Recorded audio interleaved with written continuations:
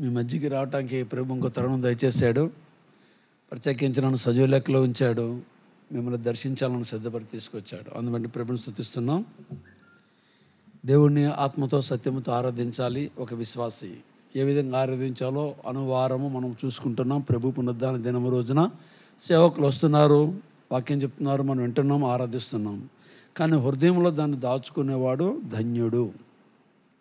హృదయంలో దాచుకోవాలి దేవుడి మాటని. సరే, మనందరం కలిసి ఇప్పుడు ప్రకటన గ్రంథము 21వ అధ్యాయము 5వ వచనం చదువుకుందాం. ప్రకటన 21:5.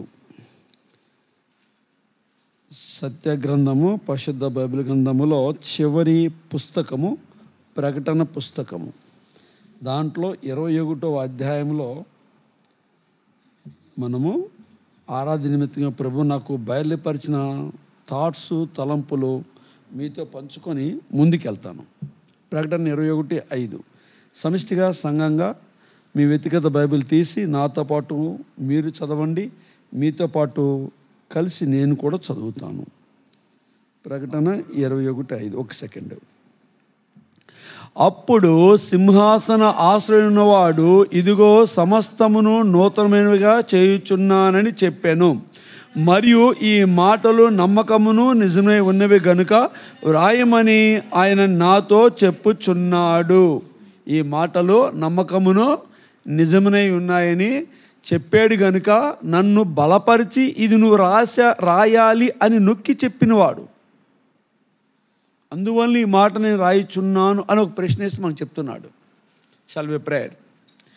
దయగల తండ్రి యేసు ప్రభువారి ఉన్నతమైన శక్తివంతుని పవిత్ర పుణ్యనామంలో నేను హెచ్చిస్తూ, నేను తగ్గించుకుంటూ ఈ యొక్క 2వ మాసంలో 2వ ప్రభుత్వం ప్రవేశపెట్టిన నీ ఆదికాల సంకల్పం బట్టి, నీ ఆలోచన బహు విస్తారము, నీ తలంపులు బహు విస్తారం బట్టి వందనస్తున్నాయి. నేను హెచ్చిస్తూ, నేను తగ్గించు నీ కృపాసనం దగ్గరికి వస్తున్నాను.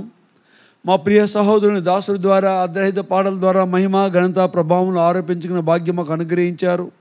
అందు నిమిత్తమే స్తుతిస్తూ గణపరుస్తూ ఆరాధిస్తున్నాను. దయగల తండ్రి, వాతావరణం స్వాధీనపరచుకోండి.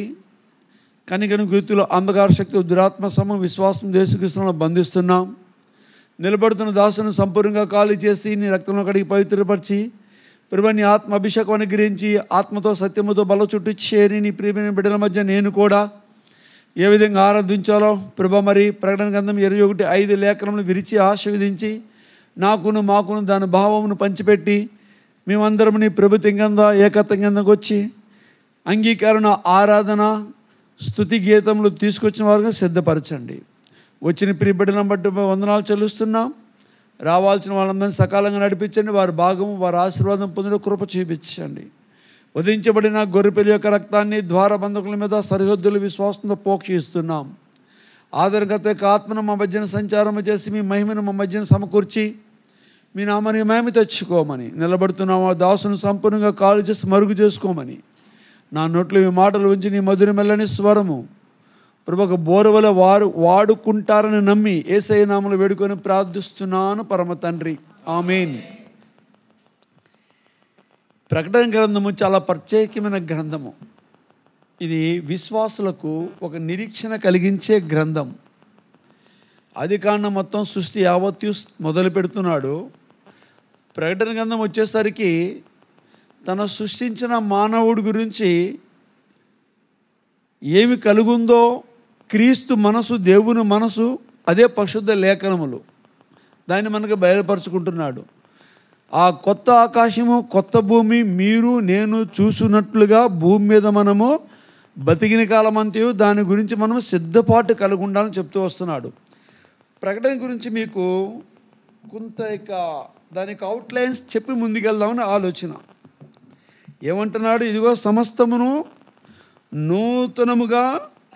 నూతనమైనవిగా చేయుచున్నాను. సమస్తమును నూతనమైనవిగా చేయుచున్నాను.